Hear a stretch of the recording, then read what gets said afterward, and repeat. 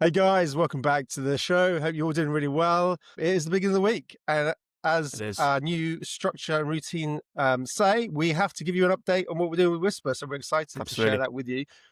Before we dive into it, just hit that like, subscribe, say hi in the comments. Doesn't, just say hi. Nothing complicated. Don't be shy, all that.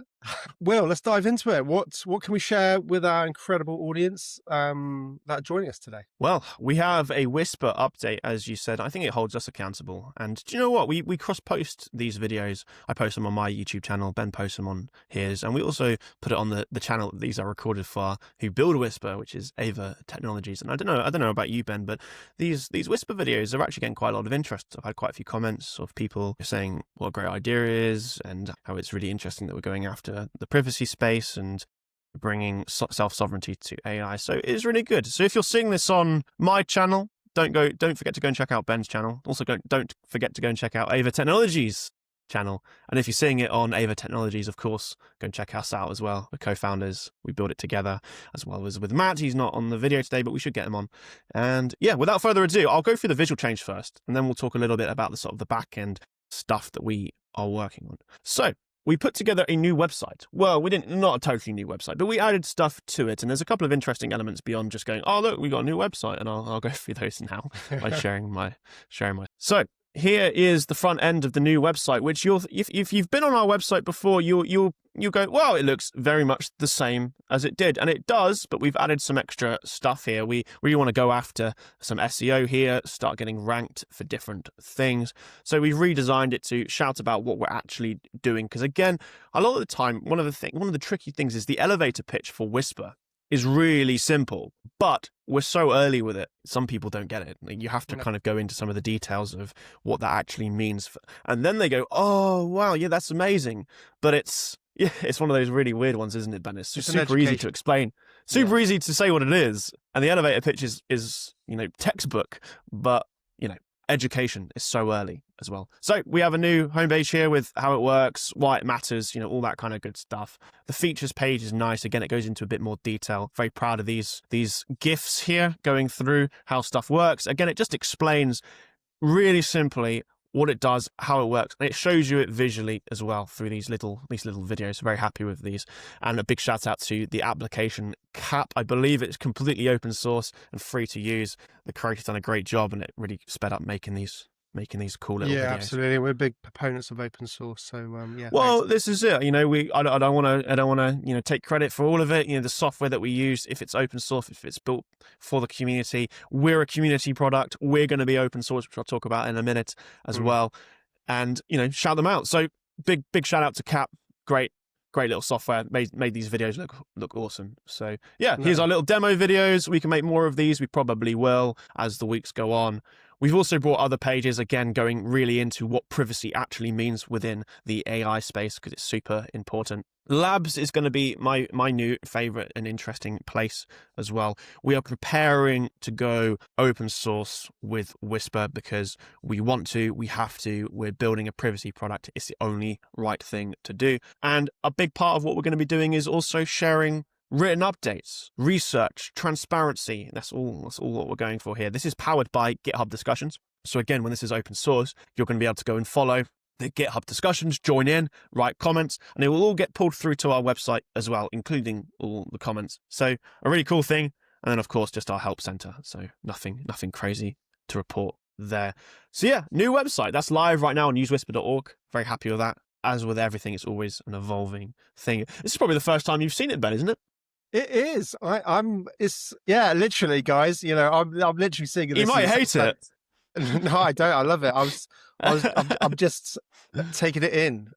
Because obviously over the weekend, you've been doing a lot of this. End of the last week, you've been doing a lot of this, and we haven't caught up. Literally, we're catching up now. As we're having this video chats.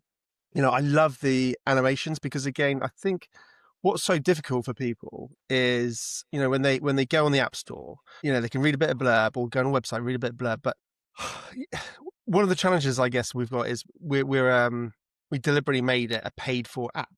Only a pound. A Mars bar costs more than that.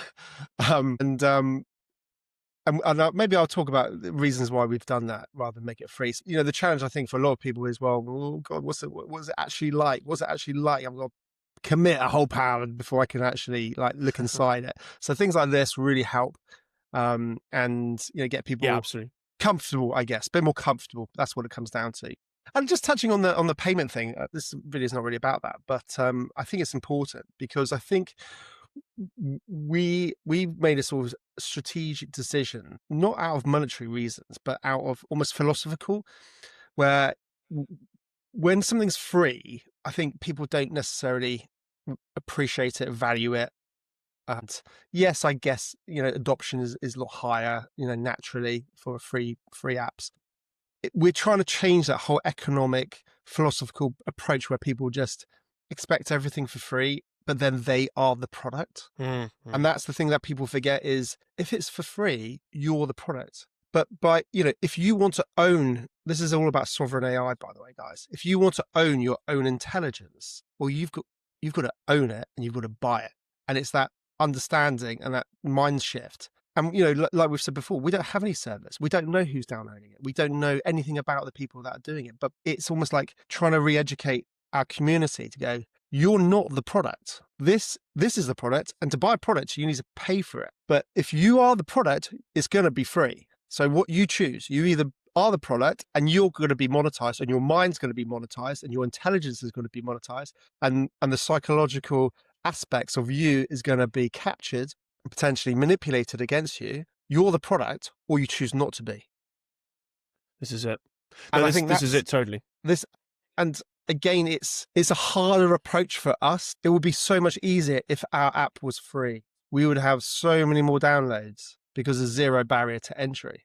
But equally, that's also why our price is as low as it is. And we've discussed whether we increase it or not increase it. But, I don't know, this has been an ongoing conversation. But I think my instinct right now, and it may change, I'm not set in stone, is actually we keep it as low as possible, really, just to make it, it's almost like a token understanding that you're not the product. Yeah. No, absolutely. I think for me, it's really important that we could easily do a subscription model, but it just doesn't feel right. It doesn't feel like it's doing justice to the community. What we are really, as you have said, we're big proponents of sovereignty, and we have to thread this fine needle of being a company that has bills that needs to pay those bills.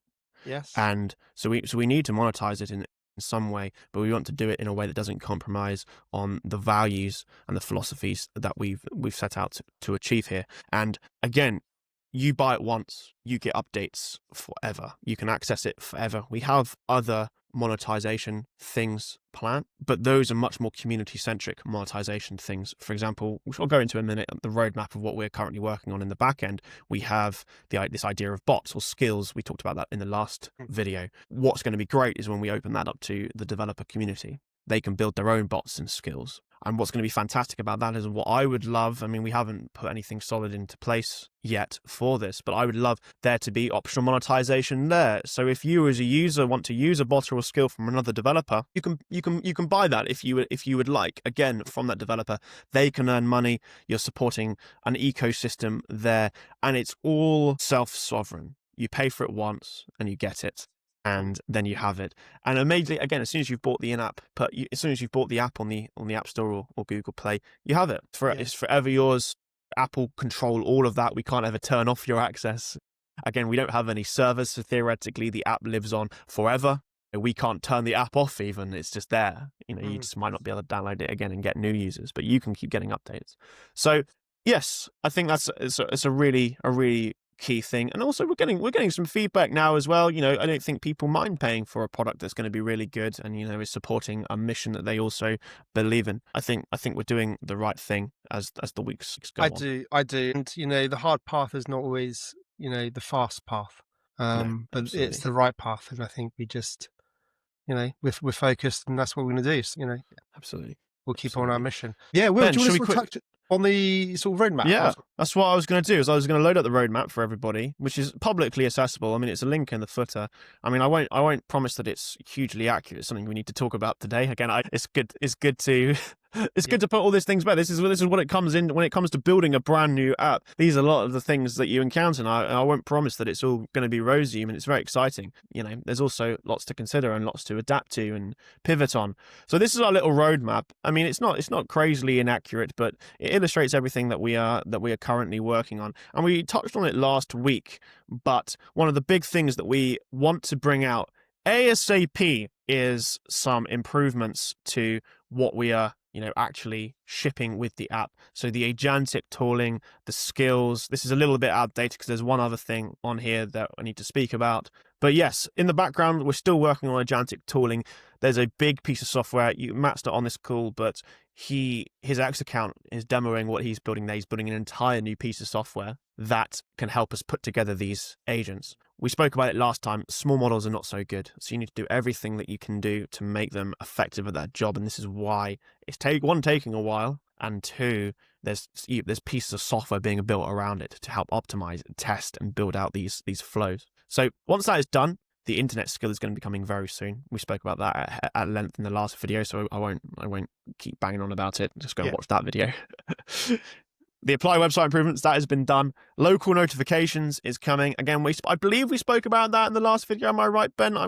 We spoke about the idea of how notifications was always a tricky one. I'll quickly recap it. Notifications are a tricky one because yeah, I don't think they're on it much. Yeah, fine. Notifications are a tricky one because they require more often not a centralized server. So your device has to be logged with Apple and Google. And then what happens is when you want to send a notification, your phone then, or your server then contacts your phone one of the ways around and it sends a notification. Obviously, this introduces a third party and tracking to it. It's not necessarily intended for tracking, but it's logging device information. It's sending it to and from different servers, something that we highly want to avoid, obviously. So we're going to be building out local notifications. These are the kind of notes. So Ben, when you set an alarm on your phone and that alarm goes off, you get a notification. That is the kind of notifications that we're going to be building. That's local notifications. They don't require servers. They don't require internet access. They work slightly differently, but it will allow us to do notifications for different bots and skills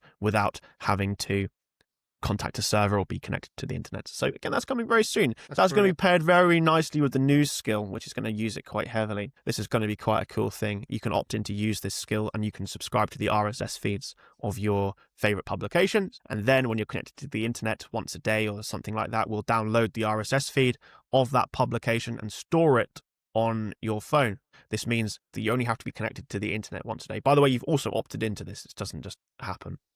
You've opted into this, it downloads it once a day, and then you can get notifications on new publications, you can read articles offline, and you can query those articles with Whisper, and it can do it all without internet access still, which is very cool. And then coming up this week, as I mentioned briefly, preparing for open source. And sorry, Will, just to sort of touch on on the news side, am I still correct in my assumption and our thinking that it's anybody anywhere in the world will be able to access any news source that they want without this is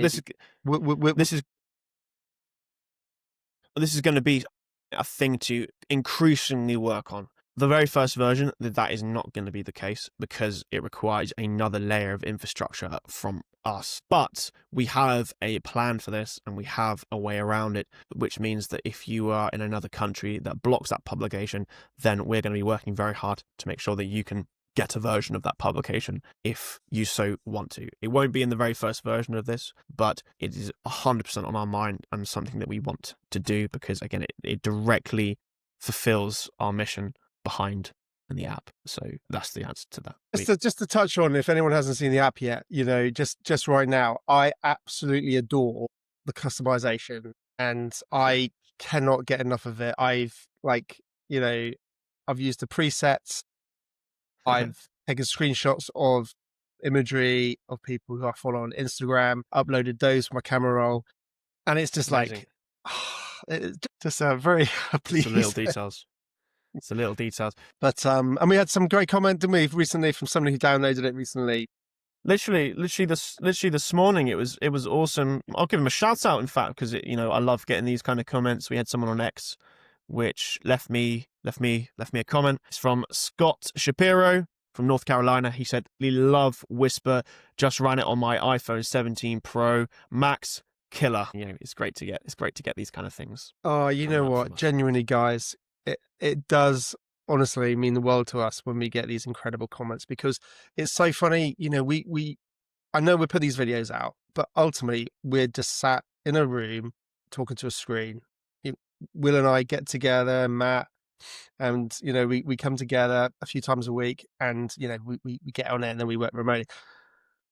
So although we're putting it out to the world, it just to have feedback genuinely does mean a huge amount, and it really helps motivate us, and helps burn the fire in our belly to keep fighting and keep pushing it. So I really, really appreciate it, and I know Will does, and I know Matt does, and all the team. So yeah, I really, really appreciate it. So thank you, guys. Listen, guys, thank you so much for joining us. Really, really appreciate it, and we'll bring you the news for the next video. So keep tuned in, and we'll share our views on what's happening out in the big wide world of AI. So for now, take care, and we'll look forward to catching you on the next one. Take care, guys. Cheers, guys.